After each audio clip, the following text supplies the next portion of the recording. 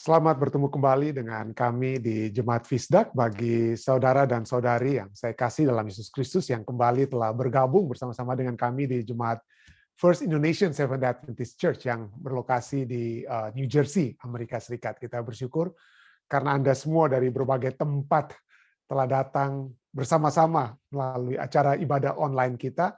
Saya percaya selain dari Indonesia yang saat ini sudah pagi hari, ada saudara lainnya dari benua-benua lain seperti dari Eropa dan juga Australia bahkan yang sudah bergabung bersama-sama dengan kami. Baik, kita akan memulaikan acara kita, acara ibadah ini dengan satu lagu pujian dan kemudian doa buka akan dibawakan oleh ibu saya, Ibu Neti Rantung Hendriks. Silakan, Dek.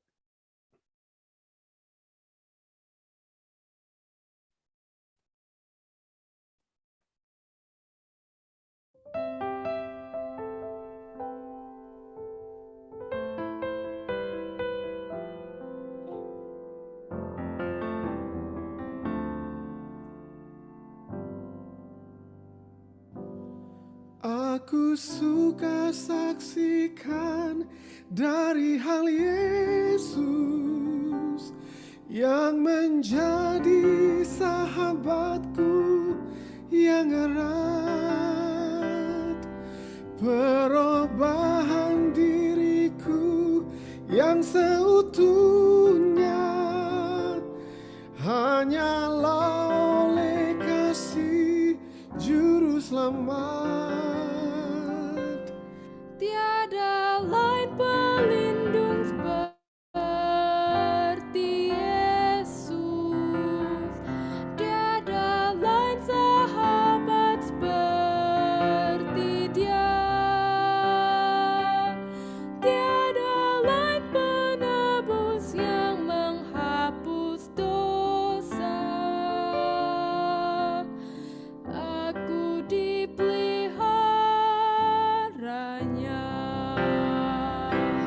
Yesus menemukan aku dalam dosa, hatiku berkeluh kesah dan sukar, tapi ku diangkat oleh tangan Yesus dan dipimpinnya di jalan yang benar. Tiada lain pelindung seperti Yesus, tiada lain sahabat seperti Dia, tiada lain penebus yang menghapus dosa. Aku dipeliharanya. Besar kasih-Mu ya Allah, sandaran penat jiwaku. Ku beri hidupku padamu agar mengalir kasih-Mu penuhi hatiku.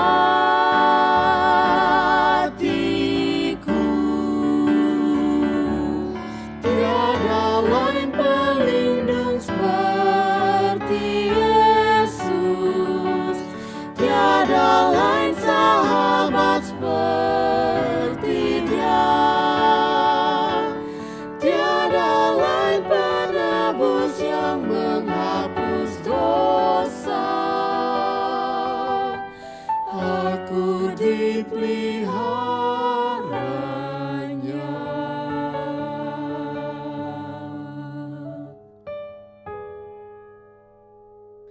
Aku dipeliharanya.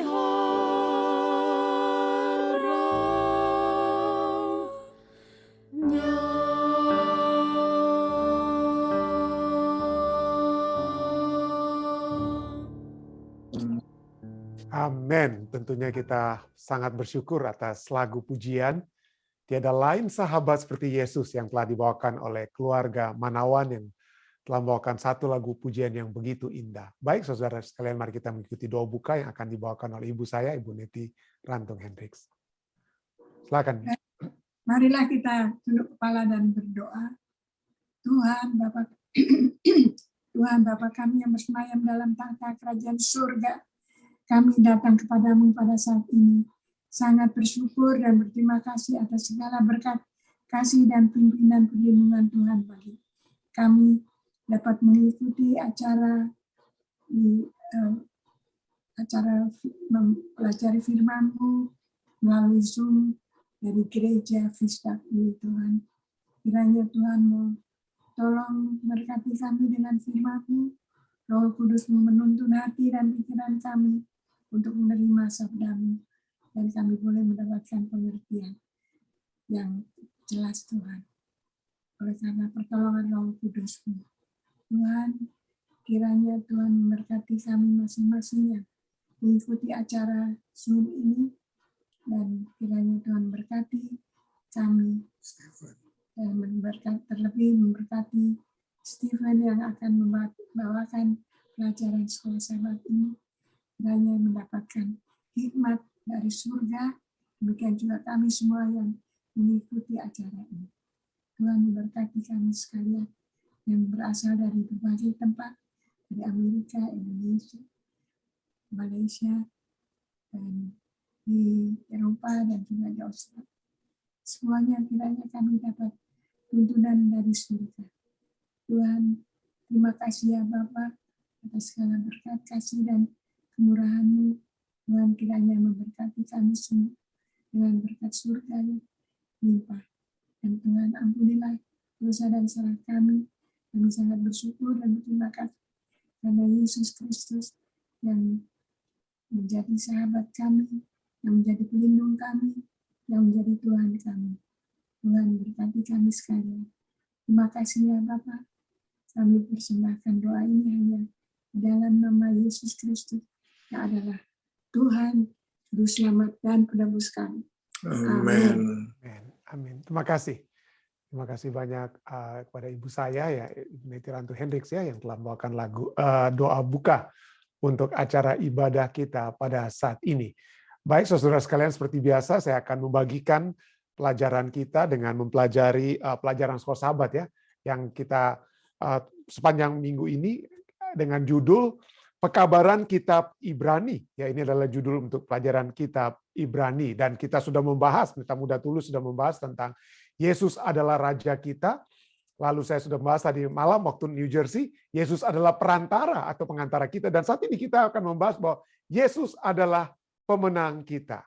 Ya, Yesus adalah pemenang kita. Jadi kita lihat apa yang dimaksudkan dengan Jesus is our champion, pemenang dari kita. Pelajaran kita menyatakan, bandingkan 1 Samuel 8 ayat 19-20 dan Ibrani 2 ayat 14-16 yang dicari orang Israel pada seorang raja. Jadi mereka pada sebelum seorang raja diberikan kepada mereka, dimulaikan dengan Raja Saul, maka pemerintahan mereka itu boleh dikatakan adalah pemerintahan yang dibawa langsung dari Allah, atau dengan nama lainnya adalah teokrasi. Allah yang memimpin mereka, tapi pada saat mereka melihat kerajaan-kerajaan sekitar mereka, loh, ada raja mereka. Kita ingin seperti mereka. Nah, bagaimana kira-kira ya apa yang dicari orang Israel pada seorang raja, dan bagaimana keinginan mereka untuk meminta seorang raja itu tidak berhasil banyak di zaman mereka, tetapi kemudian dipenuhi atau terpenuhi di dalam Yesus Kristus. 1 Samuel 8 ayat 19-20 berbicara bagaimana orang-orang Israel meminta raja. Tetapi bangsa itu menolak mendengarkan perkataan Samuel yang katakan, ya hati-hati kalau kamu minta raja ini kamu akan alami. Dan mereka tolak. Dan mereka berkata, tidak, harus ada raja atas kami. Maka kami pun akan sama seperti segala bangsa-bangsa lain. Raja kami akan menghakimi kami dan memimpin kami dalam perang. Jadi mereka pikir kalau ada raja, pasti mereka akan lebih teratur dalam berperang, pasti akan memiliki kemenangan. Dan mereka tidak melihat bagaimana Tuhan sudah memberikan kemenangan, walaupun pada saat mereka masuk ke tanah perjanjian, walaupun mereka tidak memiliki seorang raja, hanya seorang pemimpin seperti Yosua. Tapi itulah mereka ingin seorang raja supaya kami menang dalam perang. Ya. Tetapi Ibrani 2 ayat 14-16, bagaimana itu terpenuhi dalam Yesus? Karena anak-anak itu adalah anak-anak dari darah dan daging. maka ia juga menjadi sama dengan mereka. Yesus telah inkarnasi Yesus ya, telah menjadi sama dengan mereka dan mendapatkan bagian dalam keadaan mereka seperti manusia, saudara dan saya. Supaya oleh kematiannya ia memusnahkan dia, yaitu iblis yang berkuasa atas maut. Dan supaya dengan jalan demikian ia membebaskan mereka yang seumur hidupnya berada dalam perhambaan oleh karena takutnya kepada maut. Sebab sesungguhnya bukan malaikat-malaikat yang ia kasihani, tetapi keturunan Abraham yang ia kasihani. Bukan berarti malaikat itu dibenci ya. Dalam penulisan Alkitab mereka melihat, jadi pada saat secara puitis artinya yang diutamakan, yang menjadi fokus utama Tuhan itu yang dikasih itu adalah siapa? Manusia. Bukan berarti dia membenci atau tidak mengasihi malaikat. Tapi inilah poinnya adalah Tuhan mengasihi umat-umatnya. Tuhan mengasihi umat-umatnya. Yesus telah datang supaya ia memusnahkan iblis yang berkuasa atas maut, dalam arti kalau Yesus tidak datang maka kita semua itu akan apa? Mendapatkan upah dosa yang tidak lain dan tidak bukan adalah maut. Jadi pelajaran kita katakan bahwa bangsa Israel menginginkan seorang raja menjadi hakim mereka dan pemimpin mereka dalam pertempuran karena mereka lupa bahwa Allah adalah raja mereka. Pemulihan lengkap pemerintahan Allah atas umatnya itu datang bersama Yesus, sempurna menjadi Yesus ya. Nah, sebagai raja kita, Yesus memimpin kita dalam pertempuran melawan musuh. Ibrani 2:14-16 menggambarkan Yesus sebagai pemenang dari manusia yang lemah, kita semua lemah ya. Tapi Kristus menghadapi dan mengalahkan iblis dalam pertempuran tunggal dan membebaskan kita dari perbudakan. Dan deskripsi ini mengingatkan kita pada pertempuran antara Daud dan Goliat. Jadi Yesus yang mengalahkan sebagai manusia. Yesus pada saat dia datang, kemanusiaannya itu apa ya? Kemanusiaan itu yang telah lebih daripada keilahian. Keilahiannya itu berada di bawah dengan kata lain ya. Karena dia menjadi sama seperti kita. Dia menjadi seperti apa? Kalau dengan kata lain dari kemanusiaan Yesus, dia itu tidak bisa mengalahkan setan yang apa? Iblis tersebut. Jadi dia bagaikan apa? Bagaikan Daud melawan Goliat. Tetapi apa? Tapi dia tetap berhasil ya. Pertempuran itu tetap dimenangkan oleh Yesus ya. Setelah diurapi sebagai raja misalnya di Raja Daud ya. Setelah ia diurapi sebagai raja, dia tidak langsung jadi raja, masih ada Raja Saul waktu itu. Ya, tetapi Daud apa yang kemudian terjadi? Ya, dia menyelamatkan saudara-saudaranya dari perbudakan dan dengan mengalahkan apa? Dengan mengalahkan Goliat. Kenapa dia mengalahkan dari perbudakan? Karena persyaratan yang disetujui menentukan bahwa pemenang pertempuran akan memperbudak orang-orang yang dikalahkan. Sebentar, di bagian tambahan kita kita akan lebih melihat tentang apa yang dimaksudkan dengan pelajaran sekolah sahabat kita pada saat kalau saja bangsa Israel di zaman itu ya kalah, maka saudara-saudara daripada Daud akan menjadi budak. Kalau kalah melawan Goliat, maka mereka akan menjadi budak orang Filistin ya. Karena yang menang akan memperbudak yang dikalahkan ya. Dengan demikian, Daud di sini telah berperan sebagai pemenang Israel. Dia telah mewakili mereka. Bacalah Yesaya 40:13, lalu Yesaya 59 ayat 15-20. Saya tidak baca dari ayat 15, kita hanya membaca ayat 18-20 ya. Bagaimana Yahweh Allah kita menggambarkan dirinya sendiri dalam ayat-ayat ini. Yesaya 42 ayat 13 katakan, Tuhan keluar berperang seperti pahlawan. Seperti orang perang, ia membangkitkan semangatnya untuk bertempur. Ia bertempik sorak. Ya, ia memekik, berteriak dengan lantang ya. Terhadap musuh-musuhnya, ia membuktikan kepahlawanannya.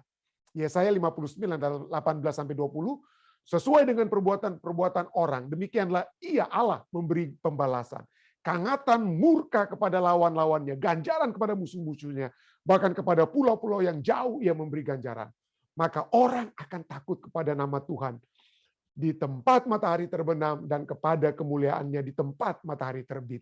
Sebab ia datang seperti arus dari tempat yang sempit. Kalau ada tempat sempit ada arus air, wah berarti tekanannya itu begitu hebat ya. Arus dari tempat yang sempit yang didorong oleh nafas Tuhan. Dan ia akan datang sebagai penebus untuk Sion dan untuk orang-orang Yakub yang bertobat dari pemberontakannya. Demikianlah firman Tuhan. Jadi Tuhan yang akan berperang. Pahlawan kita itu bukan raja, bukan manusia, tapi Tuhan itu sendiri. Dialah yang akan berada di depan, maju berperang untuk kita ya. Ibrani 2:14-16 menyinggung gagasan bahwa Allah akan menyelamatkan Israel dalam pertempuran tunggal. Nah, perhatikan ayat dari Yesaya ini, Yesaya 49 ayat 25. Sungguh beginilah firman Tuhan. Tawanan pahlawan pun dapat direbut kembali.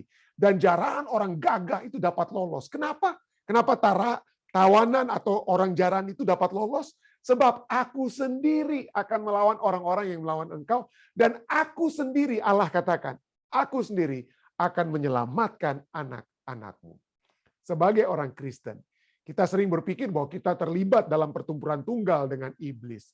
Ketika kita membaca Efesus 6 ayat 10 sampai 18, kita melihat bahwa ya, kita saat ini sedang berperang dengan iblis. Betul, saudara dan saya sedang berperang dengan iblis. Tetapi Allah adalah pemenang kita. Kita dapat menang. Kita dapat menang. Bukan karena kita yang akan menjadi pemenang dalam arti kita yang berperang, maju berperang, tetapi Allah yang akan maju berperang bagi kita. Dan dia pergi berperang di hadapan kita. Kita adalah bagian dari tentaranya. Itulah mengapa kita harus menggunakan perlengkapan senjatanya juga. Kita harus dapat melakukan sesuatu, yaitu apa? Perlengkapan senjata kita apa? Firman Tuhan. Firman Tuhan. Juga, pelajaran kita katakan juga, kita tidak berperang sendirian. Kata kamu dalam Efesus 6, selain kita memiliki firman Allah, apalagi yang kita miliki? Kata kamu dalam Efesus 6 adalah jamak. Jadi kita sebagai gereja, sebagai umat-umat Tuhan, ya, kita dapat dikuatkan pada saat kita apa? Saling berkumpul satu dengan yang lain. Pada saat kita saling menguatkan satu dengan yang lain. Setelah kita mendengarkan firman Tuhan, setelah kita membaca firman Tuhan, maka marilah kita saling menguatkan satu dengan yang lain, saling membantu satu dengan yang lain. Jadi kita sebagai gereja, umat-umat Tuhan, mengambil perlengkapan senjata dan berperang bersama di belakang pemenang kita. Yang memimpin di depan kita itu siapa? Yaitu Allah itu sendiri. Pertanyaan bagi saudara dan saya, apa artinya? Apa artinya menggenakan perlengkapan senjata Allah? Artinya dalam pergumulan kita sehari-hari dengan diri kita sendiri, dengan godaan dan sebagainya, bagaimana kita dapat memanfaatkan kekuatan yang memungkinkan kita melalui kekuatan Allah untuk menjadi setia. Kita lihat seperti Yesus yang mendapatkan godaan, pencobaan di padang gurun. Apa jawaban Yesus? Yesus lalu apa? Menjawab dengan kata apa? Ada tertulis. Jadi firman Tuhan yang akan apa? Memberikan kemenangan. Kemenangan bagi kita yang terus terang kita tidak memiliki kekuatan apa-apa. Ya, kita adalah mungkin boleh dikatakan ya underdog. Ya, setan itu kalau kita hadapi kita pasti akan kalah. Dia di dalam dunia ini saja sudah kurang lebih 6.000 tahun dia begitu ahli dalam segala sesuatu untuk menggoda saudara dan saya. Ya, dia sudah begitu ahli, dia mengetahui siapa kita. Kita tidak ada apa-apanya di hadapan setan dengan kata, tapi kita dapat menjadi pemenang, kita yang underdog. Ya. Nah, pada saat ini kita akan melihat bagaimana kisah Daud dan Goliat. Ya. Daud seakan-akan adalah underdog, dan Goliat itulah top dog. Kenapa saya katakan top dog? Nanti kita akan lihat sejarah dari kata underdog. Ya.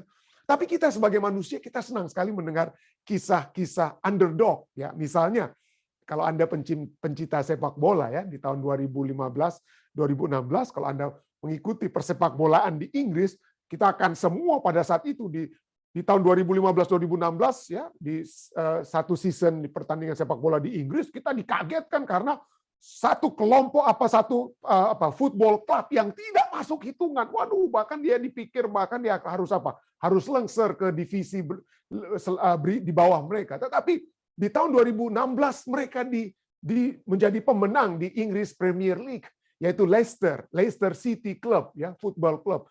Tidak dianggap akan pernah menang, tidak ada orang bermimpi mereka itu akan menjadi pemenang. Karena mereka itu klub paling bawah, salah satu klub paling bawah di Inggris, di Liga Inggris. Tetapi di tahun 2015-2016 mereka lah yang apa? Menjadi pemenang, menjadi seperti Cinderella story, ya. Menjadi seperti apa ya? David and Goliath. Kenapa? Ini underdog yang menang, dan kita suka sekali mendengar cerita-cerita tentang underdog ya yang menang. Underdog artinya satu kompetitor, satu pesaing yang dianggap tidak akan pernah menang dalam satu pertandingan, dalam satu pertempuran. Wah, pasti kalah, nggak akan pernah menang. Dan itu underdog juga dapat melihat dirujuk kepada orang-orang yang dalam satu sosial di masyarakat itu paling rendah. Waduh, nggak mungkin dia akan berada di atas, dia akan di bawah. Makanya anjing yang di bawah, underdog, anjing yang di bawah dengan kata lain ya. Underdog, ya sering kali disebut. Nah, sejarahnya ya underdog ini adalah di pertengahan abad 19 kemudian di Amerika itu adalah pada saat orang-orang dalam pertandingan atau apa ya, dalam pertandingan olahraga dan lain sebagainya beradu apa ya, berjudi ya atau membuat apa mencoba untuk berjudi siapa yang akan menjadi pemenang. Nah, yang dianggap kuat itu yang namanya top dog. Top dog. Nah, kenapa disebut top dog? Karena dia pemenang. Jadi tim yang lemah yang pada mulanya kata underdog itu tim yang lemah itu dan kemudian kalah, maka tim yang lemah yang kalah itu disebut dengan defeated dog, anjing yang kalah. Nah, pemenangnya disebut top dog. Makanya defeated dog itu ada top dog, lalu kemudian dari defeated dog istilahnya menjadi underdog. Anjing yang berada di bawah. Kenapa? Karena pada saat pertandingan mungkin dia berada di bawah karena dipukul jatuh lah. Jadi jatuh jadi dia underdog. Jadi pada mulanya istilahnya itu merujuk kepada apa? Kepada pihak yang kalah, pihak yang berada di bawah, bukan yang di atas, yang pemenang, yang lompat-lompat pemenang dalam tinju misalnya dialah yang menjadi top dog yang jatuh di lantai, KO, underdog, the defeated dog. Nah, kita sering kali mendengar seperti Leicester City tadi football club ya. Kita senang sekali, hebat sekali. Dia dari yang kalah, ini tiba-tiba menjadi pemenang ya. Saya membaca satu artikel. Why do we love underdog stories ya? Kenapa kita mencintai, suka sekali mendengar kisah-kisah tentang underdog? Misalnya Anda bisa lihat saja Sylvester Stallone ya. Pada mulanya dia bahkan miskin sekali. Dia sampai satu saat dia harus jual anjingnya untuk apa ya? Anjingnya dia jual supaya dia dapat makan. Dan pada saat dia menjadi aktor untuk film Rocky yang kemudian menjadikan dia terkenal, pada saat dia mulai untuk menjadi aktor, uang di kantongnya itu cuma kurang lebih $100. Tapi kemudian kita tahu sekarang Sylvester Stallone. Jadi kita senang sekali mungkin mendengar kisah-kisah seperti itu atau seperti Oprah Winfrey, wanita bilioner, wanita terkaya salah satu ya saat ini di dunia. Waduh, dari orang miskin, dari cucu seorang budak di Amerika, tapi kemudian menjadi orang yang begitu hebat. Atau mungkin dari artikel ini Richard Branson ya. Richard Branson ini dia pada saat dia dilahirkan, dia angka-angkanya itu rendah pada saat dia masuk sekolah ya, masuk sekolah mula-mula di SD ya. Angkanya itu rendah. Kenapa? Bukan karena dia IQ-nya rendah, tidak. Bukan karena dia tidak memiliki pandangan mata yang lemah, tidak. Tetapi dia didiagnosa dengan penyakit disleksia. Nah, disleksia ini adalah satu penyakit atau satu keadaan di mana seorang anak itu memiliki kesulitan dalam pembelajaran. Dia sukar untuk membaca, dia tidak dapat membaca karena dia tidak dapat mengerti arti daripada kata-kata tersebut atau simbol-simbol dari apa yang dia baca. Jadi, walaupun orangnya pintar, tapi karena dia tidak dapat membaca dengan benar, maka dia sukar untuk mengerti.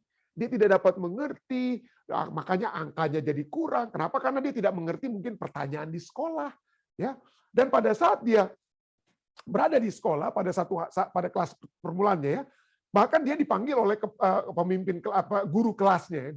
Lalu guru kelas atau headmasternya itu berkata kepada Richard Branson, kamu ini akan berakhir hidupmu kayaknya hopeless, kamu nggak ada harapan, kamu akan berakhir di penjara karena kamu frustrasi, orangnya punya pintar tapi dia nggak bisa belajar dengan benar, maka kamu bisa-bisa kamu itu ada di penjara atau kamu menjadi orang kaya karena kepintaran kamu ya, dengan kata lain. Walaupun dia tidak dapat membaca, walaupun orang disleksia ini misalnya anak-anak yang disleksia ini sukar untuk bicara, udah umur 2-3 tahun kok belum bisa ngomong karena disleksia itu ya. Tetapi apa yang terjadi dengan Richard Branson? Dia menjadi salah satu orang terkaya di dunia pada saat ini, Richard Branson. Tapi itulah ya, kita senang mendengar. Kenapa? Menurut Psychology Today, kenapa kita suka mendengar tentang the underdog story seperti ini? Karena menurut artikel ini, karena ini memberikan pengharapan. Pengharapan kepada manusia. Pada umumnya kita tidak sekaya, tidak sesukses Richard Branson. Tetapi kisah-kisah seperti Richard Branson, maka kita, saya bisa lebih daripada Richard Branson, mudah-mudahan saya bisa lebih berhasil dari dia. Itulah sebabnya kita suka sekali mendengar kisah-kisah underdog story tersebut. Atau nonton-nonton film yang mulanya orangnya ini miskin, tapi tiba-tiba jadi makmur, jadi hebat dan lain sebagainya, atau cerita-cerita itu. Kenapa? Karena itu memberikan harapan. Ya, kita semua memberikan harapan. Kenapa? Karena kita berada dalam satu masyarakat, satu dunia yang pengharapan itu kurang. Kita dari waktu ke waktu kita selalu hanya melihat kekalahan demi kekalahan yang ada di sekeliling kita. Ya, yang beruntung ataupun yang menang itu hanya mungkin 1%, 99% itu umumnya mungkin kalah, ya kalah dalam dunia ini mungkin ya, seperti misalnya di Amerika ada yang menguasai ekonomi Amerika cuma 1%, 99 itu berada di bawah berada di bawah daripada 1% itu. Tapi dengan adanya underdog story seperti Richard Branson, Oprah Winfrey, maka kita ada pengharapan. Itulah sebabnya. Dan Alkitab, ya, Alkitab lebih daripada pengharapan yang dunia berikan. Pengharapan dunia berikan itu mungkin untung-untungan. Untung-untungan, tetapi Alkitab memberikan bahwa kita yang underdog ini, pengharapan kita itu pasti, saudara. Dan bagaimana itu dapat pastinya menjadi bagian kita? Pelajaran kalau sahabat kita sudah berbicara sedikit tentang Daud dan siapa? Daud dan Goliat, ya. Ada cerita underdog, ada yang seakan-akan kalah. Kenapa? Karena bangsa Israel pada saat mereka menghadap kepada orang Filistin, kepada Goliat, mereka berada dalam keadaan yang sangat kalah, ya. Sangat-sangat kalah, ya. Nah, mari kita lihat story tersebut, ya. Goliat itu dialah the top dog, dia bukan underdog, dia bukan defeated dog, ya. 1 Samuel 17 ayat 4-7 katakan, tampillah keluar seorang pendekar dari tentara orang Filistin, namanya Goliat dari Gat, tingginya 6 hasta sejengkal, kurang lebih 3 meter, 3,2 meter. Ketopang tembaga ada di kepalanya, dan ia memakai baju sirah yang bersisik, berat baju sirah itu 5.000 shikal tembaga, berat bajunya saja itu 57 kilogram, saudara. Berat bajunya, ya. Dia memakai penutup kaki dari tembaga, dan di bahunya ia memanggul lembing tembaga. Gagang tombaknya seperti pesa tukang tenun, dan mata tombaknya itu 600 shikal besi beratnya. Jadi mata tombaknya itu saja 7 kilogram. Dan seorang pembawa perisai berjalan di depannya. Tingginya berapa? 3 meter, saudara. Ya. Kalau Yao Ming tingginya 2,31 meter, yang Manny Pacquiao di sini 1,67 meter, maka Goliat itu 2 kali tingginya daripada Manny Pacquiao. Kurang lebih setengah meter lebih tinggi daripada Yao Ming, ya. Lebih tinggi dari Yao Ming. Nah, bagaimana dengan Daud? Wah, kita sering dengar lagu, ya. Only a boy named David, hanya seorang anak kecil yang bernama Daud, ya. Apa betul Daud itu anak kecil? Nah, ya mungkin dia tidak setinggi daripada Goliat. Tetapi kecilkah Daud? Ya. Nah, mungkin dia pendeta, dia kecil, dari keluarganya dia yang paling kecil. Oke, keluarga kakak-kakaknya itu besar-besar. Dari mana? Ya ayat ini, pendeta. Mungkin Anda katakan demikian, ya. 1 Samuel 17 ayat 12 sampai 14 katakan Daud adalah seorang anak dari Efrata dari Bethlehem Yehuda yang bernama Isai. Isai mempunyai 8 anak laki-laki. Ketika anak Isai yang besar-besar telah pergi berperang mengikuti Saul, nama ketiga anak yang pergi berperang itu ialah Eliab, Abinadab, dan anak yang ketiga adalah Syama. Daudlah yang bungsu. Jadi ketika anak yang besar-besar itu pergi mengikuti Saul. Nah, ini pendeta, mungkin Anda katakan inilah bukti Daud itu kecil karena kakaknya besar-besar.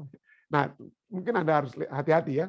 Kalau kita melihat kata aslinya dan juga dalam bahasa Inggris yang lebih dekat dengan kata asli, kata besar-besar itu sesungguhnya merujuk bahwa kakak yang lebih besar, kakak saya Alvin, ya, kakak saya namanya Alvin, ya, Dr. Alvin Rantung.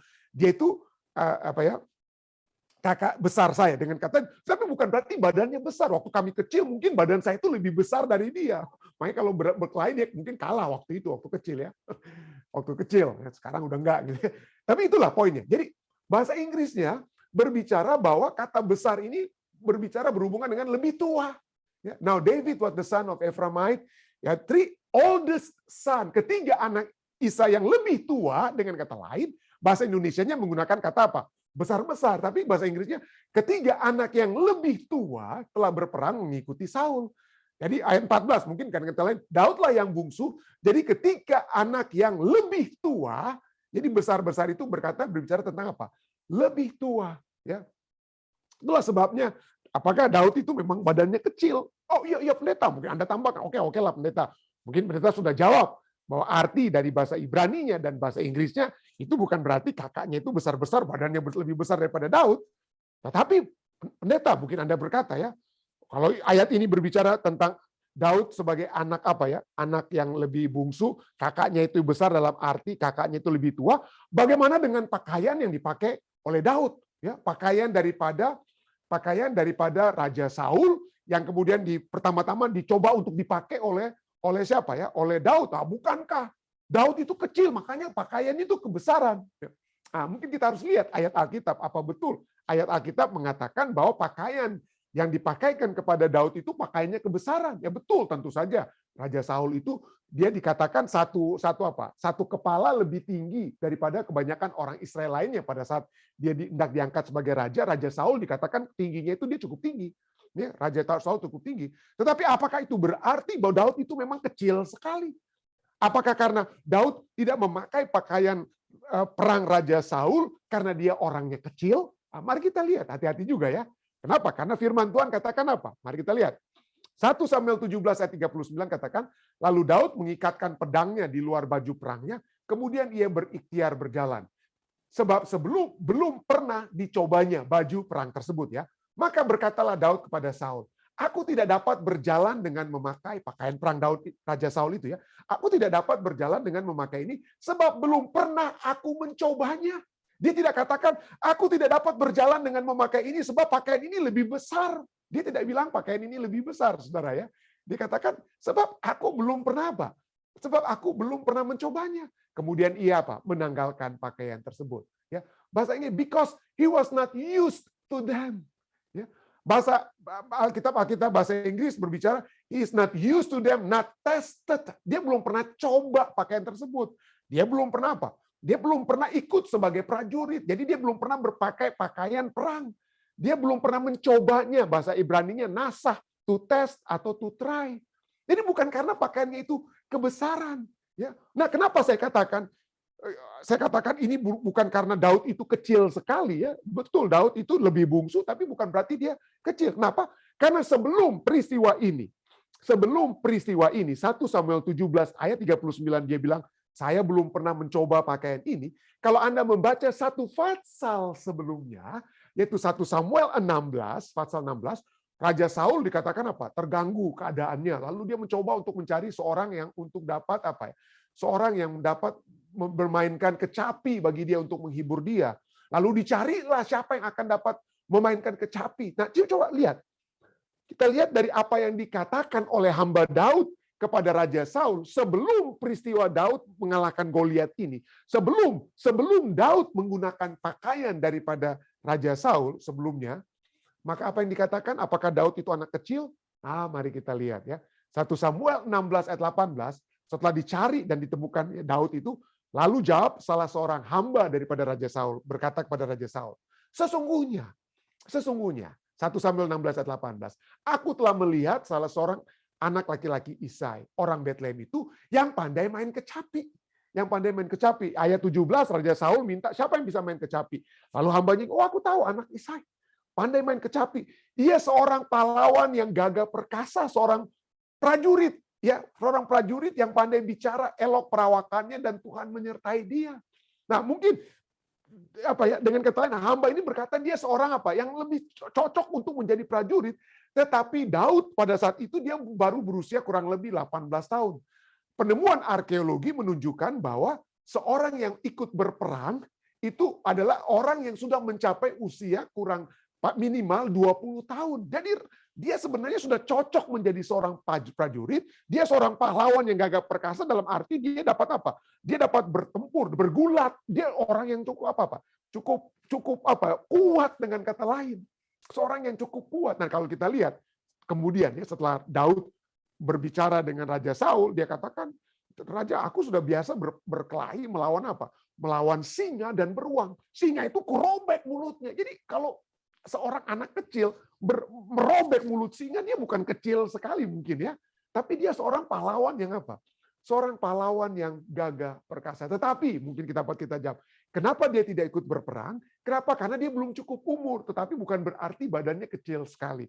Bukan berarti dia orang yang betul-betul underdog. Ya. Tapi betul, ya mungkin, tentu saja, Goliat itu jauh lebih tinggi daripada Daud. Goliat itu jauh lebih tinggi, jauh lebih besar. Sudah biasa berperang. Daud belum pernah berperang sebelumnya.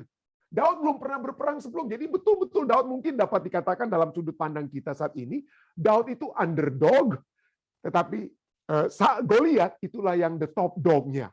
Dan bukan itu saja, memang hebat sekali dia. Tidak ada yang berani melawan Goliat ini.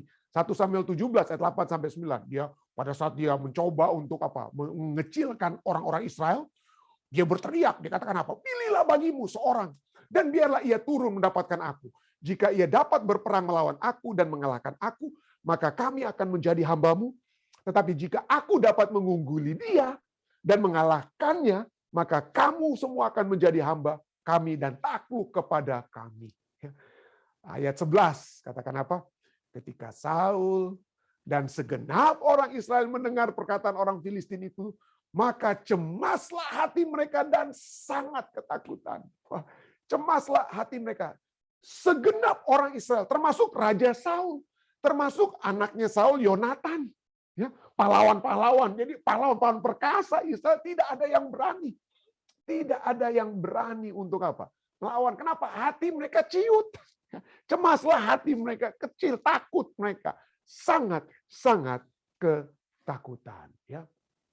Dan berapa lama ini terjadi? Ini terjadi selama 40 hari, bolak-balik ya. Bolak-balik orang Filistin itu maju, mendekat pada pagi hari, petang hari, demikianlah ia tampil ke depan 40 hari lamanya. Pagi dan petang itu saat mereka beribadah harian. Ulang terus. Mereka masuk ke depan, berpapasan muka orang Israel dan orang Filistin, lari orang Israel, pulang lagi.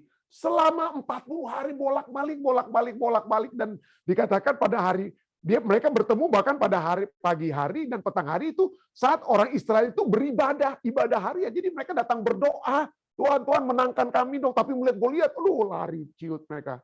Ya, pulang lagi. Albert Einstein katakan bahwa kegilaan atau insanity is doing the same thing over and over again and expecting different result. Melakukan hal yang sama berulang kali, hal yang sama tapi tidak ada yang dirubah, tapi itu yang kita lakukan terus-menerus, tapi kita harap ada hasil yang berbeda. Tidak ada hasilnya. Ya. Mereka datang beribadah, dengan kata lain, signifikan sekali kalimat mendekat pada pagi hari dan petang hari. Kenapa? Karena itu saat itulah orang Israel sedang berdoa. Jadi pada saat mereka berdoa, disitulah orang Filistin Goliat itu datang untuk mengejek mereka. Mereka minta tolong Tuhan, tolong, tapi mereka diejek, begitu diejek, ciutlah mereka, larilah mereka. Ya. Dan inilah satu hal yang mungkin kita harus melihat. Jadi seringkali mungkin kehidupan kerohanian kita seperti begitu ya. Kita datang berdoa, kita datang beribadah, tapi kita kalah terus. Ya. Pada saat setan, pencobaan dan lain sebagainya datang, kita kalah lagi. Ya. Jangan hanya, artinya, mari kita pada saat kita datang untuk beribadah, ya, saat kita beribadah, ya, entah itu di gereja atau sahabat kita pada saat ini atau apapun dengan kata lain, ya, pada saat kita beribadah, marilah kita melakukan seperti apa yang Daud lakukan kalau kita mau menjadi pemenang. Dan apa hal yang pertama yang Daud lakukan supaya merubah hal yang sudah rutin terjadi 40 hari bolak-balik, tapi tidak ada hasil yang berubah ini. Ya, bagaimana caranya? Yaitu mari kita lihat apa yang Daud lakukan pada saat dia tiba di tempat itu, dia melihat Goliat berbicara dan ini sudah terputar-putar selama 40 hari. Tapi yang pertama kali Daud lakukan apa? Berkatalah Daud pada orang-orang yang berdiri dekatnya. Dengan katanya bahasa Inggrisnya lebih tepat, lebih enak. Daud bertanya. Dia bertanya, ya, apa yang sedang terjadi dengan kata lain? Ya? Apakah akan dilakukan pada orang yang mengalahkan orang Filistin itu dan yang menghindarkan cemooh dari Israel? Siapakah orang Filistin yang tidak bersunat ini sampai ia berani mencemoohkan barisan daripada Allah yang hidup? Dia bertanya, kenapa? Kenapa kamu kalah? Kenapa kamu ciut? Dengan kata lain. Ya, mungkin Anda katakan, kenapa Daud ini bertanya pertanyaan pertama? Seakan-akan dia minta rewards. Ya. Apakah yang akan dilakukan kepada orang yang mengalahkan orang Filistin. Apakah yang akan dilakukan? Wah, ini Daud kira-kira dia suka minta ada hadiahnya pendeta. Mungkin Anda bertanya seperti itu. Bukan, ya. Daud ingin mencoba untuk bertanya kepada mereka, apa kira-kira motivasi kalian? Ya, apa motivasinya? Adakah motivasi yang dapat kita miliki untuk mengalahkan orang yang tidak bersunat itu? Dengan kata lain, jadi dia pertama-tama kita lihat dia bertanya. Dia bertanya. Dan penting sekali bagi kita untuk mungkin bertanya, untuk apa? Untuk apa saudara dan saya kita beribadah pada saat ini? Mungkin saya harus bertanya kepada diri saya, Pendeta Stephen Rantung, untuk apa Anda membahas firman Tuhan pada saat ini? Apa motivasi Anda? Apa yang Anda akan dapatkan? Apa yang akan dilakukan bagi Anda? Ya, supaya Anda terkenal, supaya Anda dapat dipanggil di sini dan sana, supaya ada yang bantu-bantu Anda, atau apa? Apa motivasi kita dalam melakukan apa yang kita lakukan pada saat ini? Itu mungkin saya tanyakan. Mungkin Anda bertanya, saya sudah mengikuti pembahasan acara ibadah kita selama mungkin dua tahun terakhir ini, hampir 2 tahun lebih ini ya, hampir 2 tahun mungkin ya. Apa kira-kira motivasi kita untuk dapat beribadah bersama? Jadi mari kita bertanya. Kenapa? Karena ada satu statement bagus sekali ya. Knowing the answer, mengetahui jawaban itu akan membawa Anda untuk tetap berada di sekolah dengan kata lainnya. Tetapi knowing how to question, tapi mengetahui pertanyaan atau mengetahui bagaimana untuk bertanya will help you in life. Kenapa? Kalau kita bertanya, maka itu kita akan berpikir dalam apa motivasi kita. Kenapa saudara dan saya kita saling berada di satu saat yang bersamaan pada saat ini untuk mendengarkan firman Tuhan. Untuk apa? Untuk apa? Apa ujung-ujungnya? Mari kita bertanya. Apa kira-kira ujungnya ya? All Chinese proverbs katakan apa ya? He who asks question is a fool for 5 minutes. Seakan-akan kalau kita bertanya, kita seakan-akan menjadi orang bodoh yang nggak tahu apa-apa. Tapi kita hanya menjadi bodoh hanya selama 5 menit menurut Chinese proverb ini ya. All Chinese saying.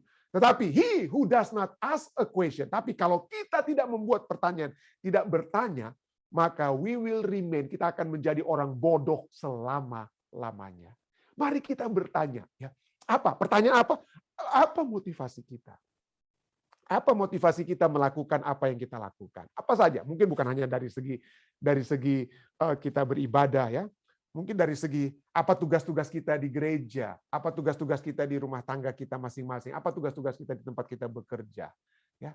What is our motivation? What is the desire? I mean, apa yang telah membawa kita untuk melakukan apa yang kita lakukan? Nah, ini penting sekali kalau kita mengetahui tujuan kehidupan kita, dengan kata lain, tujuan dari apa yang kita lakukan. Orang-orang Okinawa umur panjang. Kenapa? Orang-orang Okinawa di Jepang mereka umumnya mencapai ratusan tahun seperti orang-orang Advent di Loma Linda ya, menurut The Blue Study ya. Blue Zone Studies. Ya. Kenapa mereka itu memiliki umur panjang? Karena mereka tidak ada kata pensiun di orang-orang Okinawa. Tapi pada saat mereka berumur panjang, kenapa? Karena mereka memiliki ada yang disebut dengan istilah ikigai. Ikigai adalah the reason you wake up this morning. Alasan kenapa Anda bangun untuk apa pada pagi hari, apa yang akan Anda lakukan hari ini, apa tujuan kehidupan saya pada hari ini, apa yang dapat saya capai, apa yang dapat saya lakukan untuk sesama, untuk diri saya, untuk Tuhan pada hari ini. Jadi disitulah kita dibangkitkan motivasi kita. Orang yang umur panjang adalah orang yang memiliki motivasi tentang apa yang mereka lakukan, apa tujuan kehidupan mereka, what is the reason of their life, what is the reason of the thing that they are doing. Ya. Jadi kehidupan orang dari sukses dikatakan bukan karena mereka tidak punya kekuatan, ilmu dan lain sebagainya, bukan karena mereka tidak memiliki pengetahuan, tapi orang sukses itu karena mereka memiliki apa? Motivasi. Motivasi yang apa? Motivasi untuk dapat melakukan sesuatu. Jadi itulah yang dilakukan oleh Daud. Ya, dia katakan, kenapa? Kenapa orang bersunat ini bisa berbicara seperti itu? Apakah kita tidak punya motivasi untuk kalahkan dia? Ya, tidakkah kita punya motivasi? Nah, mungkin Anda katakan, wah, apakah Daud ini apa motivasinya? Dia itu menandakan hatinya yang tinggi, ya. Apakah dia tinggi hati? Dia itu orang yang berpusat kepada dirinya. Kalau kita lihat ya, seperti pada saat orang Filistin Goliat pada saat dia menghadap Daud, wah, seakan-akan dia berpusat kepada dirinya sendiri ya. Orang Filistin itu berkata kepada Daud, Hadapilah aku, maka aku akan memberikan dagingmu kepada burung-burung di udara dan kepada binatang-binatang di padang. Wah, mungkin kita lihat bagaimana dengan Daud. Apa jawaban Daud di sini? Apa jawaban Daud? Nah, jawaban Daud, wah, seakan-akan ini saya lagi potong. Ini jawaban Daud ini saya lagi dipotong. Saya ada yang saya sembunyikan, nanti saya akan lihat. Kita akan lihat apa yang tersembunyi tadi. Tapi seakan-akan Daud juga berkata apa? Motivasinya, aku akan mengalahkan engkau. Wah, hebat sekali ya. 1 Samuel 17 ayat 46. Aku akan mengalahkan engkau dan memenggal kepalamu. Daud, Goliat tidak bicara tentang penggal-penggal kepala Daud, tapi Daud hebat sekali. Aku akan memenggal kepalamu dari tubuhmu. Hari ini juga aku akan memberikan mayatmu, hampir sama ya, seperti apa yang dikatakan oleh Goliat. Mayatmu dan mayat tentara orang Filistin kepada burung-burung di udara dan kepada binatang-binatang liar. Waduh. Apakah ini motivasi Daud? Ya, apakah dia motivasinya supaya dia ini terkenal, dia lebih garang daripada Goliat? Wah, aku penggal kepalamu, aku akan penggal, pisahkan kepalamu itu dari tubuhmu. Lebih hebat sepertinya Daud. Apakah ini karena dia ingin menjadi lebih top dia ingin menjadi top dog, lebih hebat daripada Goliat? Nah, saya sudah katakan ya, ada yang saya sembunyikan tadi ya. Ada titik-titik tersebut. Mari kita lihat kelengkapan. Kalau kita melihat kelengkapan, maka kita bisa melihat motivasi daripada Daud. Kenapa dia akan penggal kepala orang Filistin itu, Goliat? Kenapa dia akan memberikan daging orang Filistin dan orang Filistin lainnya itu kepada burung-burung di udara? Ini dia. Ini motivasi Daud, bukan karena akunya, bukan. Ayat yang lengkapnya dari 1 Samuel 17 ayat 45 sampai 47. Tetapi Daud berkata kepada orang Filistin itu, engkau mendatangi aku dengan pedang dan tombak dan lembing. Tetapi aku mendatangi engkau dengan nama Tuhan semesta alam. Allah segala barisan Israel yang kau tantang. Engkau menantang bukan hanya orang-orang Israel ini. Yang engkau tantang itu Allah. Allah mereka yang kau tantang. Engkau telah menantang Allah segala barisan Israel yang kau tantang ini. Hari ini juga Tuhan akan menyerahkan engkau ke dalam tanganku, dan aku akan mengalahkan engkau, memenggal kepalamu dari tubuhmu. Hari ini juga aku akan memberikan mayatmu dan mayat tentara orang Filistin pada burung-burung di udara dan pada binatang-binatang liar. Kenapa? Karena Tuhan yang akan menyerahkan itu melalui aku. Apa motivasinya? Supaya memperoleh kemenangan itu? Supaya seluruh bumi tahu bahwa Israel mempunyai Allah. Dan supaya segenap jemaah ini tahu bahwa Tuhan menyelamatkan. Bukan aku yang menyelamatkan, bukan Daud yang menyelamatkan. Tuhan menyelamatkan. Bukan dengan pedang dan bukan dengan lembing. Sebab di tangan Tuhanlah pertempuran. Dan ia pun menyerahkan kamu ke dalam tangan kami. Jadi motivasi Daud itu bukan supaya namanya jadi tenar. Tapi supaya Tuhan itu dikenal. Ya. Itulah mungkin motivasi saudara dan saya, motivasi kita, motivasi Datar Hantung. Biarlah saat Anda membahas firman Tuhan, biarlah supaya nama Tuhan saja yang apa? Yang dimuliakan. Mari kita selalu mengingat hal tersebut. Apa saja yang kita lakukan untuk Tuhan di gereja, entah Anda sebagai ketua jemaat, sebagai ketua diakon, apapun ketua diakonis, marilah kita melihat bahwa apapun yang kita lakukan adalah supaya apa? Supaya seluruh bumi tahu bahwa umat-umat Tuhan di Visdak, umat-umat Tuhan di California, umat-umat Tuhan di Colorado, umat-umat Tuhan di Indonesia, dan di mana saja mengetahui bahwa kita mempunyai Allah. Dan di tangan Tuhanlah pertempuran itu, dan ia pun menyerahkan kamu ke dalam tangan kami. 1 Korintus 15-17 katakan, tetapi syukur kepada Allah. Syukur kepada Allah yang telah memberikan kepada kita kemenangan oleh Yesus Kristus Tuhan kita. Kita sudah melihat itu dapat terjadi kepada manusia seperti Daud, ya seperti kita. Daud itu sama seperti kita semua, manusia sama seperti kita. Kemenangan itu kenapa? Karena Tuhan yang berikan. Oleh karena Yesus Kristus yang telah menjadi pahlawan kita, dan Yesus Kristuslah yang memberikan kemenangan terus. Jadi pertanyaannya, who is the underdog? Who is the defeated dog? Daud atau Goliat? Kita sudah mengetahui oleh sebab Tuhan yang berperang, Tuhan yang memberikan kemenangan. Maka the defeated dog, the underdog yang sesungguhnya itu bukannya Daud, tetapi Goliat. Saya bawa ini dalam nama Yesus. Amin. Baik, saudara sekalian, jika mungkin ada tambahan ataupun pertanyaan sehubungan dengan pelajaran kita pada saat ini, silakan dikemukakan. Ya. Ada kira-kira yang ingin ditambahkan? Ya, Papi. That's Ada? good. That's okay. Perfect. Puji Tuhan, tidak ada tambahan. Baik, ada lagi mungkin dari saudara lainnya yang ingin memberikan tambahan, silakan. Yang di Zoom saya bisa lihat, silakan angkat tangan jika ada yang ingin ditanyakan. Ada kira-kira? Jika tidak ada, saya tidak melihat. Ketua Tilar mungkin ada yang mau ditambahkan, silakan.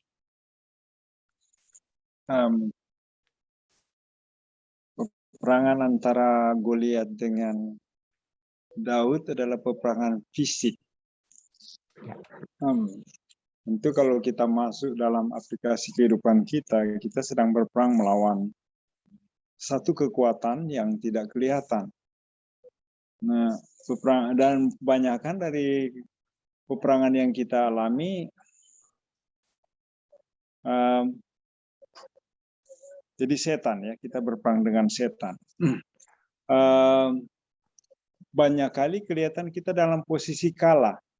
Artinya kalah dalam hal kesehatan, kita sakit, berdoa, dan akhirnya Tuhan izinkan juga kita harus beristirahat. Ya kan, begitu. Ya.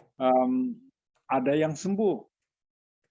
Dalam hal pekerjaan, kita mengharapkan pekerjaan itu jadi yang seperti kita harapkan, tetapi sebaliknya bertolak belakang seperti yang kita inginkan. Seperti kita kalah juga. Nah, saya tertarik selalu dengan pendeta punya statement itu memberikan pengertian bagi kita bahwa kalaupun kita sakit atau dalam kesusahan, Allah masuk bersama-sama, berada bersama-sama dengan kita. Jadi kita seperti kalah, tetapi Tuhan ada di situ. Nah, itu yang saya mau coba pendeta. Ya, ya, ya, ya, betul sekali. Artinya mungkin akan ada saat-saat tertentu kita berada di bawah mungkin ya. Kita seakan-akan berada dalam keadaan. Kalau kita dalam kesusahan, biasanya seperti contoh yang saya sudah katakan, orang sakit kan akhirnya ada juga Tuhan izinkan istirahat, meninggal, ada yang sembuh. Nah, kita mengharapkan pekerjaan kita seperti di mana saja kita bekerja, tetapi sepertinya kita rugi atau dikalahkan. Tuhan, pendeta punya penyanyi itu memotivasi saya atau kita yang mendengar bahwa tidak selamanya seperti apa yang kita harapkan, tetapi kalau kita dalam kesusahan atau masalah, Allah hadir masuk bersama-sama dengan kita dalam setiap kesusahan atau penderitaan yang kita alami. Itu yang begitu. Kasih. Jadi kemenangan itu yang kalau kita mau masukkan ke dalam posisi Daud dan Goliat, bagaimana itu pendeta? Ya. Itu maksud saya. Jadi kayak seperti Sadrak, Mesak, dan Abednego ya, 3 sahabat Daniel. Ya, di mana kira-kira ada Yesus Kristus bersama dengan mereka saat mereka berada di luar dapur api atau justru di dalam dapur api ya.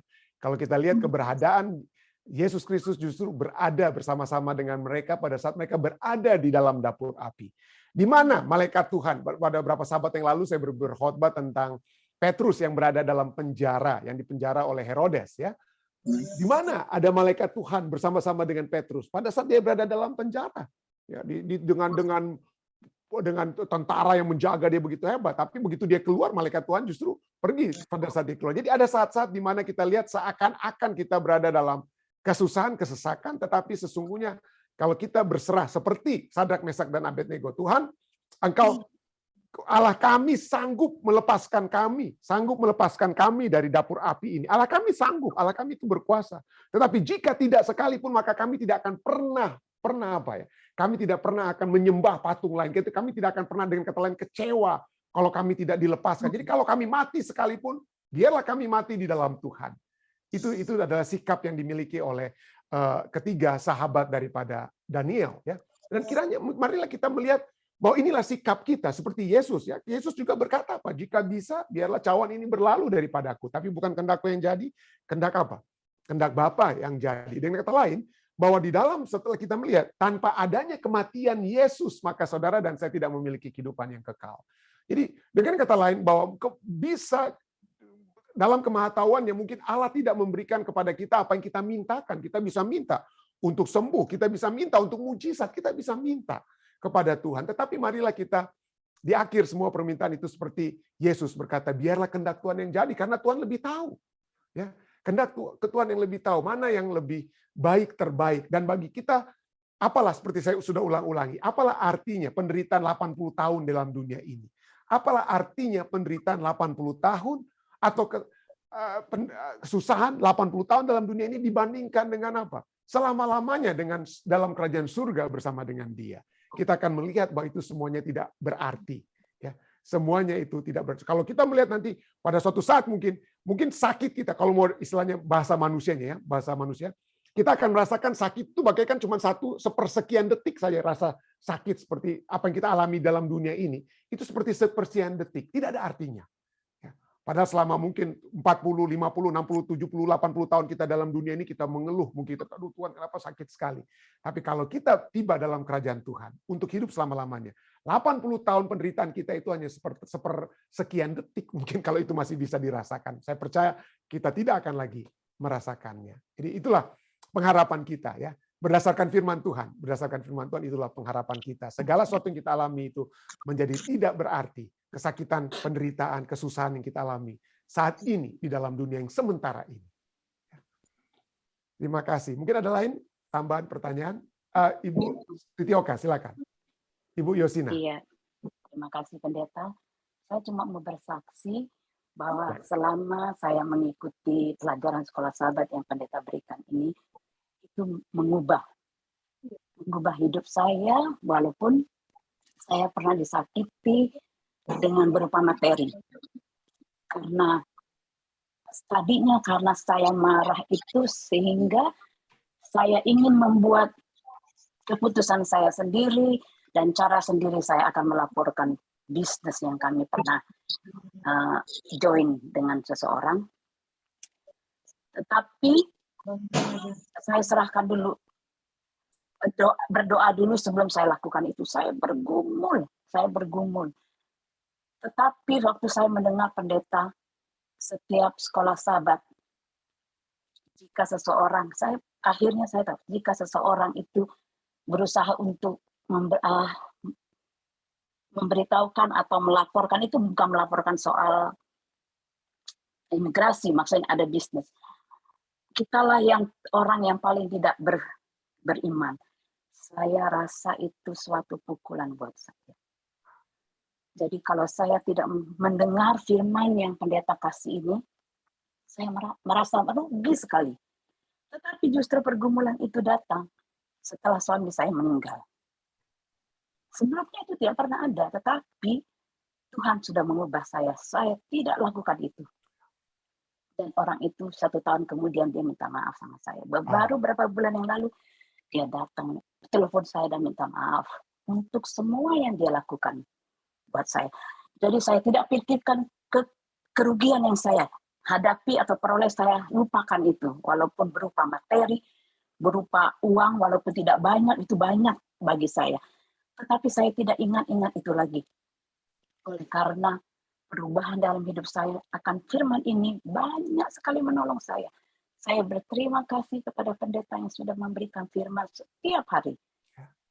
Pendeta yang begitu semangat dapat mengubah hidup saya. Kalau saya tidak bisa mengubah hidup saya oleh karena mendengar firman ini, siapa lagi yang saya akan ubah dalam hidup saya? Terima kasih pendeta, semuanya itu saya catat di dalam sekolah sahabat saya. Catatan pendeta selama 1 tahun itu ada sama saya. Dan saya selalu buka-buka setiap hari untuk mengingat lagi akan pelajaran ini. Terima kasih pendeta. Puji Tuhan, puji Tuhan. Terima kasih atas kesaksiannya Ibu Yosina Titioka. Terima kasih. Baik, ada lagi saudari lainnya? Jika saya tidak melihat tangan itu, silakan dari live stream, Dek. Mungkin ada yang tambahan mungkin? Nggak ada tambahan pendeta dari live stream. Oke, kita akan masuk ke bagian yang kedua. Saya ingin kita secara khusus juga mengajak kita semua ya, beberapa kali Anda mungkin pernah mendengar bagaimana saya mendoakan ibu daripada saudari Evi Tumanung, anggota jemaat kami di Fisdak ya, Evi Tumanung Marero ya, yang kita doakan ibunya yang ada di Indonesia, tapi pada hari ini jam 10 pagi waktu Amerika Tuhan telah mengizinkan sang ibu untuk beristirahat. Mari kita terus memberikan membawakan doa-doa kita masukkan ke dalam doa kita semua. Saudari Evi Tumanung yang pada saat ini dalam keadaan duka. Dan jika di Jemaat Fisdak ada yang dapat juga ambil telepon yang bisa dapat kita jangkau Saudari Evi, mari kita terus memberikan kekuatan penghiburan yang dapat kita salurkan dari penghiburan surga bagi Saudari Evi. Kami dari Jemaat Fisdak, Evi, kita semua ya ingin mengucapkan turut berduka cita, Evi. Kami merasakan itu suatu hal yang tadi pada saat saya berbicara dengan Evi bergumul sekali dan dia tidak dapat pulang ke Indonesia karena kalau pulang ke Indonesia harus karantina selama 10 hari, mungkin tidak sempat lagi untuk melihat ibu. Jadi itulah keadaan yang sedang dialami oleh Saudari Evi Tumanung pada saat ini. Baik, saudara-saudari lainnya, mungkin ada yang dapat kita bawakan dalam doa kita pada saat ini. Ya, kita sudah bersama-sama juga dengan saudara atau Bapak Gibson Tampu Bolon ya. Jadi kita akan terus mendoakan, tim doa juga dari Fisdak telah memasukkan nama Bapak Gibson Tampu Bolon dalam doa yang kita terus akan bawakan, kiranya kekuatan surga dapat menjadi bagian kita semua. Ya, terima kasih. Ada lagi yang lainnya? Jika tidak ada dari Zoom, dari live stream, Dek, silakan. Ada permintaan dari Ibu Mutiara Silaban untuk temannya Anneke Rey yang sedang sakit, Pendeta. Oh, Anneke Rey yang sedang sakit. Oke. Ya, ada lagi, Dek? Dan silent request yang biasa, Pendeta. Oke. Baik. Sekali lagi, saya sudah nyatakan waktu lalu ya, saya sudah melihat sekarang ada Pendeta Blasius Abin dari Jemaat Fisdak dan semua yang sudah biasa mengikuti acara Zoom kita dan acara ibadah kita melalui live stream dan Zoom. Kita tentunya mengucapkan banyak-banyak terima kasih kepada Pendeta Dr. Blasius Abin yang sudah memimpin acara ibadah kita 1 minggu yang lalu. Kami semua sangat-sangat terberkati. Kiranya Tuhan akan terus memberkati Pendeta Abin dan keluarga dalam pelayanan-pelayanan yang telah diberikan, dan kami bersyukur memuji besarkan nama Tuhan atas pelayanan yang secara khusus Pendeta Abin telah buat bagi kami semua, bukan hanya Jemaat Fisdak, tapi juga saudara-saudari yang sudah biasa bergabung di acara ibadah kita. Baik, jika tidak ada lagi, mari kita bersatu dalam doa pada saat ini. Bapa yang menukasi dalam takhta kerajaan surga, terima kasih Tuhan. Karena pada malam hari waktu Amerika, pagi hari waktu Indonesia, kami dapat kembali dikuatkan bahwa kemenangan seperti yang dimiliki oleh Daud pada saat dia berperang melawan orang-orang Filistin, melawan Goliat, maka kemenangan yang sama dapat menjadi bagian kami semua, Tuhan. Bukan karena kami memiliki kekuatan tubuh, kepintaran, akal budi, pengetahuan, kekayaan, dan lain sebagainya. Tetapi karena kemenangan yang dapat diperoleh hanya Engkau yang telah berperang bagi kami. Kami bersyukur Tuhan, kami telah mempelajari firman ini. Biarlah ini bukan menjadi satu hal yang bagi kami untuk kami dengar, tetapi dapat menjadi satu hal yang dapat kami manifestasikan dalam kehidupan kami sehari-hari. Bahwa kami tetap percaya, walaupun ada saat-saat di dalam kehidupan kami seakan-akan tidak melihat jalan keluar dari permasalahan, dari penyakit, dari pergumulan di dalam keluarga, masalah di tempat bekerja, dan hal lainnya. Kami tetap dapat melihat bahwa Engkau berserta dengan kami. Engkau dapat memberikan jalan keluar dan kemenangan tersebut kepada kami. Dan jika kematian sekalipun itu dapat menjadi bagian kami, kami tetap dapat percaya kepada-Mu Tuhan, bahwa di balik kematian, pada saat Engkau datang di kali yang kedua, maka kami dapat bersama-sama dengan Engkau untuk selama-lamanya hidup, untuk selama-lamanya dalam keadaan yang jauh lebih sempurna daripada keadaan yang kurang yang kami miliki pada saat ini di dalam dunia ini. Tuhan, kami bersyukur karena kemenangan tersebut sudah dijamin oleh sebab Yesus Kristus yang telah mati agar kami semua dapat memperoleh kehidupan yang kekal tersebut, Tuhan. Pada saat ini juga Tuhan, kami ingin berdoa bagi saudari kekasih kami, keluarga Tumanung, keluarga Marero Tumanung, bagi saudari Evi Tumanung secara khusus Tuhan, yang saat ini dalam keadaan berduka. Tuhan, dengarkanlah, kami percaya Engkau mendengarkan. Engkau mendengarkan permohonannya, kekuatan, penghiburan dari surga yang dapat menjadi bagian. Kami juga percaya Engkau bahkan telah mengumpulkan air mata yang telah dikeluarkan oleh saudari Evi oleh sebab perpisahan yang telah dia alami saat ini dengan ibunya. Kami berdoa, biarlah perpisahan ini hanya untuk sementara Tuhan. Biarlah Engkau menilik hati saudari Evi untuk dapat memiliki satu keyakinan bahwa jika Tuhan berkehendak, tentunya ini bukanlah perpisahan yang sementara. Suatu saat mereka dapat kembali dipertemukan di dalam kerajaan.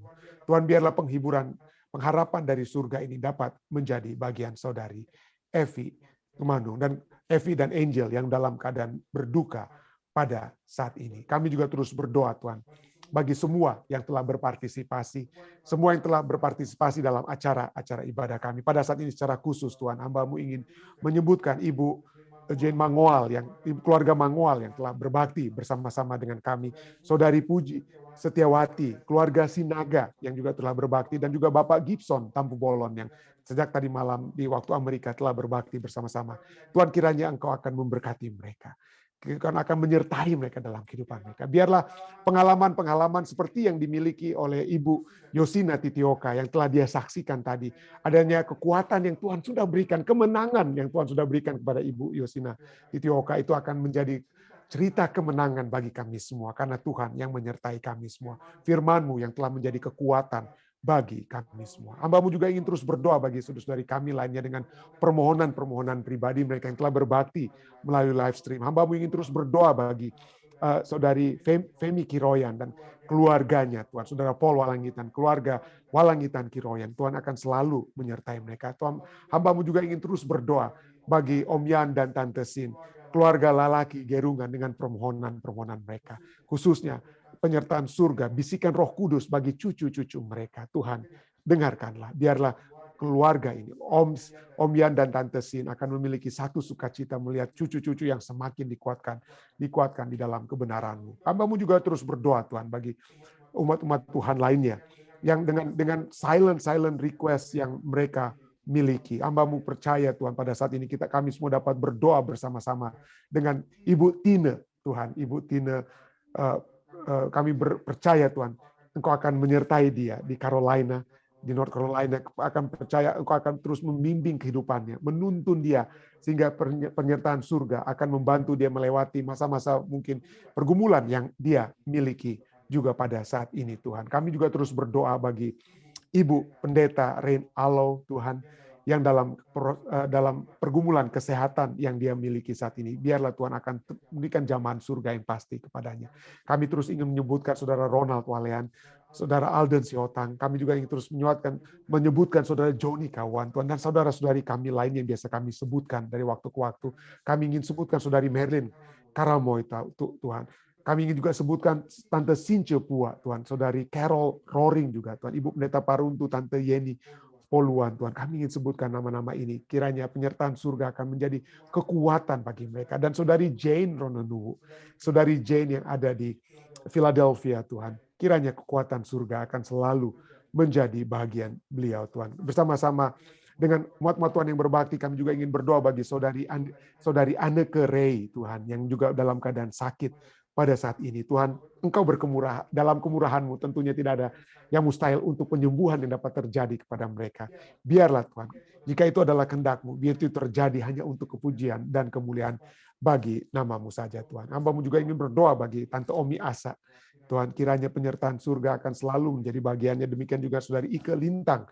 Ya, dan pada saat ini juga bersama-sama dengan Saudari Yeti Eti, kami juga ingin berdoa bagi Saudara Josi Wondatui dalam keadaan sakit di rumah sakit. Tuhan, biarlah Engkau menilik keadaannya. Dan jika kemurahan Tuhan dapat menjadi bagian, tentu kesembuhan dari surga akan menjadi bagiannya Tuhan. Terima kasih Tuhan.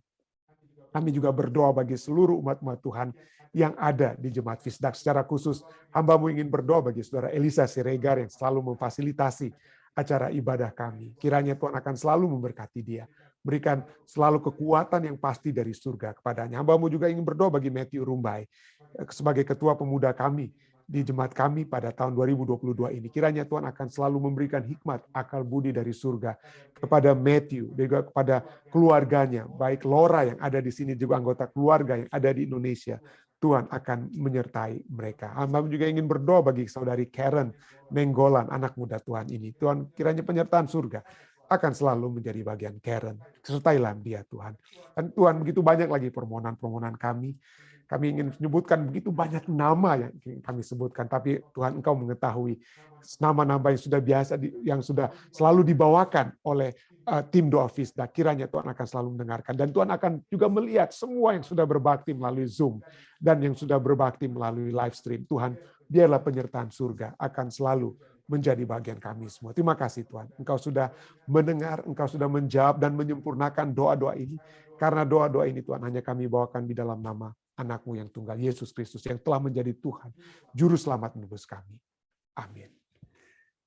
Sekali lagi terima kasih banyak saudari sekalian ya yang sudah bergabung bersama-sama dengan kami. Jangan lupa kita kembali bertemu besok di waktu yang sama. Stay safe, stay healthy ya. Tuhan memberkati kita semua.